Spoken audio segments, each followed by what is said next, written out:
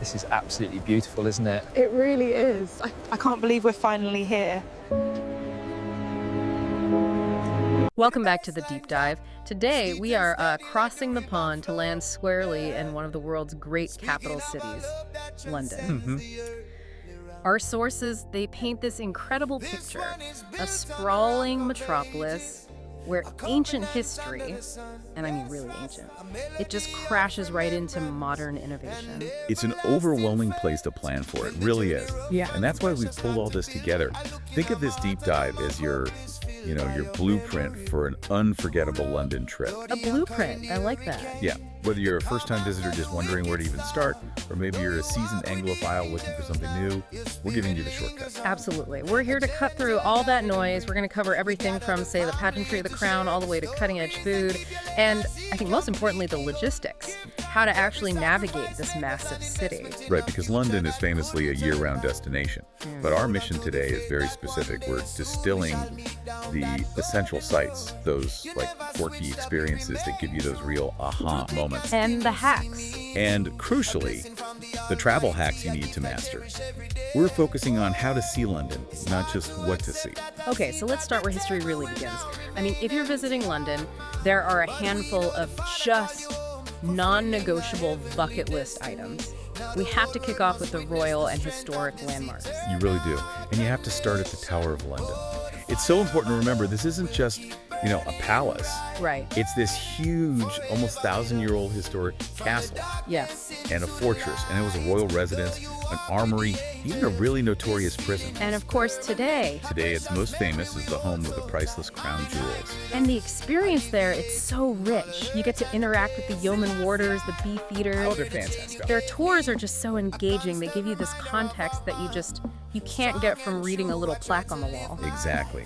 And then right alongside that, you have the stunning, the sublime Gothic architecture of Westminster Abbey. A living timeline, really. It really is. I mean, it's been the setting for every single English and British coronation since 1066.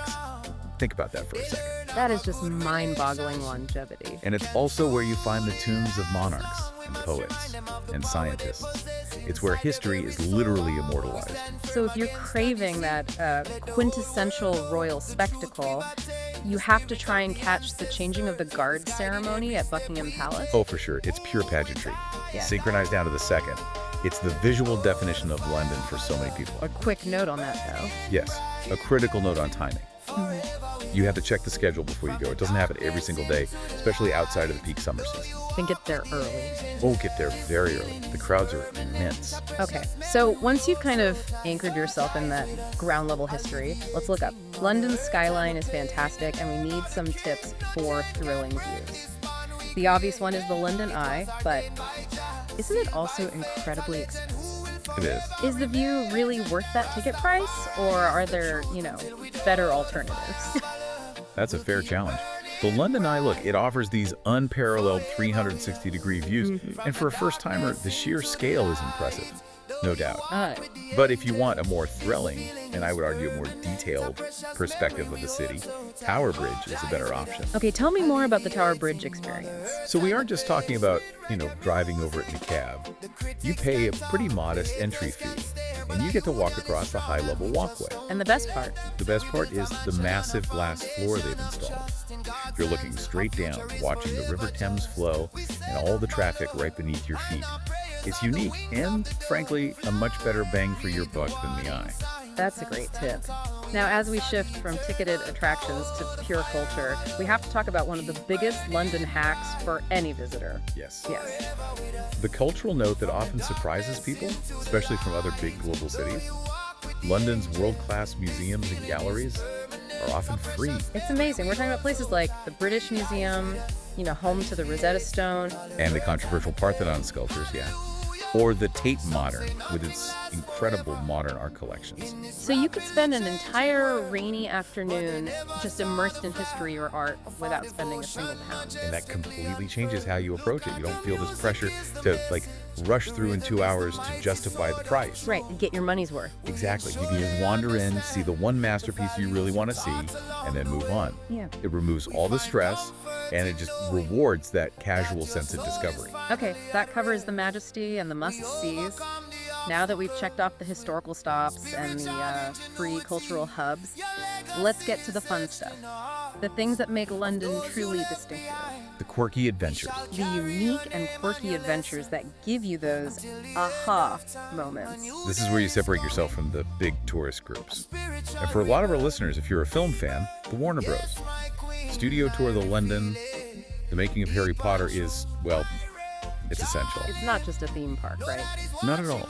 It's about stepping onto the actual film sets, like the Great Hall or Diagon Alley. You see the props, the costumes. It's really immersive. That sounds cool, but let's dive into some hidden history. Something that gives you a completely different view of the city's bones. I love the idea of exploring places most people don't even know are there. Then you need the Hidden London Underground tours. That are spectacular. They're run by the London Transport Museum. And they let you explore what, exactly? Genuinely abandoned tube stations. Like Aldwych Station? Aldwych is the perfect example. It closed down decades ago. But during the Blitz in World War II, it was used as an air raid shelter. Wow. And to store priceless national treasures from museums. You can walk through these preserved tunnels, these abandoned ticket halls, and you get this visceral sense of the city's wartime history. It's a layer of London you literally can't see from the street. Speaking of combining activities and sites, I love that the two experiences are source material highlighted, one for the traditionalist and one for the adrenaline seeker. Yes. For a unique take on a classic British institution, there's the afternoon tea bus tour. And the bus tour. Yeah, it combines the whole formal afternoon tea sandwiches, scones, clotted cream, with a sightseeing drive past major landmarks like Big Ben and Trafalgar Square. There's relaxing, eating, and touring all at once. That's pretty genius, but if you want something a bit more high octane... You can actually climb the O2 Arena. The Up at the O2 experience is an adventure climb over the fabric roof of that massive dome. So you're literally on top of it. Literally on top. It gives you another completely unique city view, far from any polished viewing platform, and it feels like a real achievement when you get up there. The contrast is just wonderful, sipping tea in luxury or putting on a harness and scaling a building. Exactly. So we've done history, we've explored tunnels, we've climbed roofs. Let's talk about local flavor. How do we avoid those predictable tourist trap restaurants? The key is the market scene. Forget the generic restaurants near the landmarks and head straight to Borough Market. It's been operating in some form for over 1,000 years. It's one of London's oldest markets. But today, it's this incredible hub for world-class street food and artisanal products. It's where the actual chefs shop. And for something a bit more, say, neighborhoody, a more relaxed vibe. If you're there on a Saturday, take a stroll through Broadway Market in Hackney. This is the authentic local spot. It's much quieter than Borough, full of independent shops, local produce, and a truly relaxed London. Okay, and finally, we can't leave this section without talking about getting a proper British pint. We need that authentic, historic pub experience. You absolutely do. And you want to seek out a pub with centuries of history. Our guide specifically mentions Ye Olde Cheshire Cheese on Fleet Street. It's been around forever, hasn't it? It burned down in the Great Fire of 1666, was rebuilt the next year, and it was a regular haunt for people like Charles Dickens and Mark Twain. It's incredible. Settling in next to a roaring fire there for a tipple. Oh. It connects you directly to the city's literary and social soul. Okay, moving on to the really practical advice, the logistical deep dive. We've given you the what, now let's give you the how. And the first instruction is an absolute, clear, unambiguous warning. Do not rent a car in London. Seriously, just don't do it. Give us the context. Why is this warning so strict? Well, you're fighting multiple battles. First, the traffic is a nightmare, the street layout is confusing. But second, the financial penalties are huge. You mean the congestion charge? Exactly. London has a congestion charge in the central zone, and then the even stricter ultra-low emission zone, or ULEZ, across a much wider area. So if your rental car doesn't meet the standards, You're facing significant daily fees. We're talking double digits just to drive around. It is just not worth the financial headache or the stress. so if we ditch the car, what's the best way to get around? It's the underground, which everyone just calls the tube, Yeah. and the extensive bus network. They're incredibly efficient, they're clean, and they cover the entire city. Okay, and this brings us to the most efficient payment method. This is a real game changer if you're used to fiddling with ticket machines. This is where it gets really simple and great value. Forget buying the old Oyster card or paper day passes for a short trip. The best hack is just to use a contactless credit or debit card. Or your phone. Or your phone, yeah. Apple Pay, Google Pay. You just tap in when you enter the station, and this is key, tap out when you leave. And what does the system do for you automatically? It calculates your journey, and crucially, it automatically caps your fare. So no matter how many trips you take. The system stops charging you once you hit the price of a daily travel pass. For longer stays, it even caps you at the weekly price. It is the easiest, most cost-effective way to travel, hands down. Perfect. Tap and go, and your wallet sorts itself out. Now for a piece of tube etiquette that is absolutely non-negotiable. Yes, this will prevent you from incurring the silent but very real judgmental wrath of every London commuter. And that is? When you are on an escalator on the tube, there is one rule.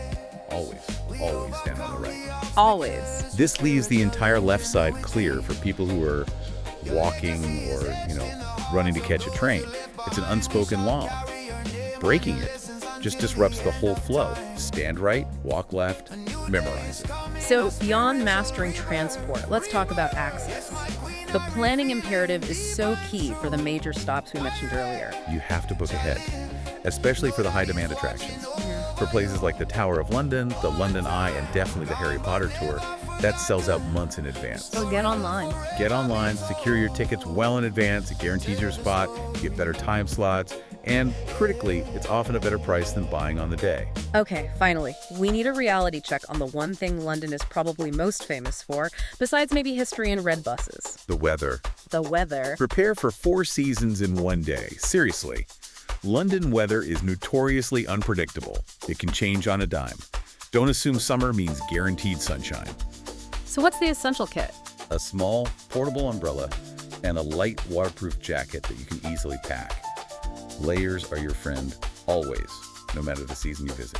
That was a pretty comprehensive deep dive into the British capital. We've covered everything from witnessing the majesty of the crown jewels and the historical weight of Westminster Abbey, right down to exploring authentic street food at Borough Market and mastering the tube.